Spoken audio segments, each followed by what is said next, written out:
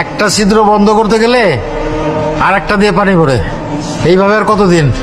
টিনগুলো সব জং ধরে ধরে শেষ। ছেলের কাছে চাইলেই তো পারো, ওরে মানুষ করতে গিয়াই তো সব। না, আগামী মাসে পেনশনের টাকাটা পেলে। খোকা, কেমন আছিস বাপ? আমার দাদু ভাই কেমন?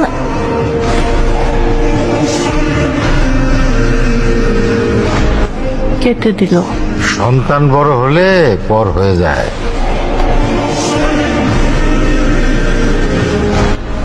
আমরা অযথাই চেষ্টা করি ধরে রাখার। চলো না দাদু ভাইরে দেখে আসি। নিজের নাতনিরে দেখতে যাব, তার জন্য কারো অনুমতির দরকার আছে নাকি?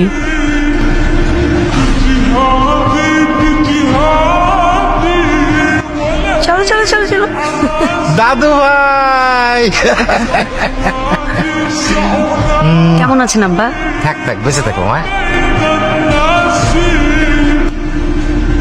বাড়িটা খুব সুন্দর, ব্যবসা ভালোই চলছে না? আমার বাড়ি তোমাদের পছন্দ হয়েছে? শোভনের বাড়ি তোমার পছন্দ হয়েছে? চলুন বাবা, ফ্রেশ হয়ে নিন। আসো। চলো তো দাদু ভাই। বাবা সাবধানে, হ্যাঁ, পড়ে যাবে তো। ও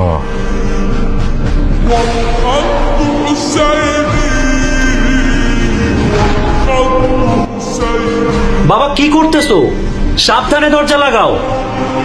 বাবা, আমার এই বাড়ির সমস্ত কিছুই অনেক দামি, তাই একটু সাবধানে।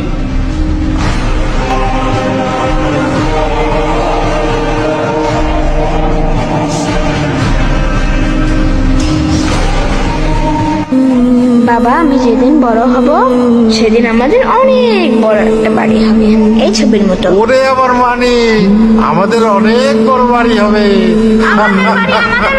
সত্যি ছবিটা অনেক সুন্দর এঁকেছিস।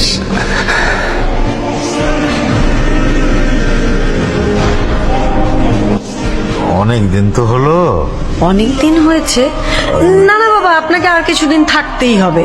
আর 2 মাস পরেই তো আপনার মেডিকেল চেক আপ আছে। আর সামনে ঈদ, এবার ঈদে গ্রামে সবাই মিলে খুব মজা হবে। কি মজা, কি মজা, দাদু বাড়ি যাবো। বাবা আর একটু খেয়ে নাও, এই যে অল্প অল্প, আর একটু, এটা শেষ করো।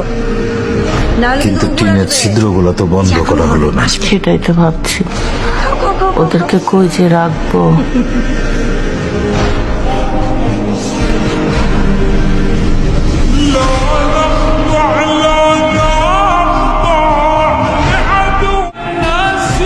বাবা, আমাদের বাড়ি। আমাদের বাড়ি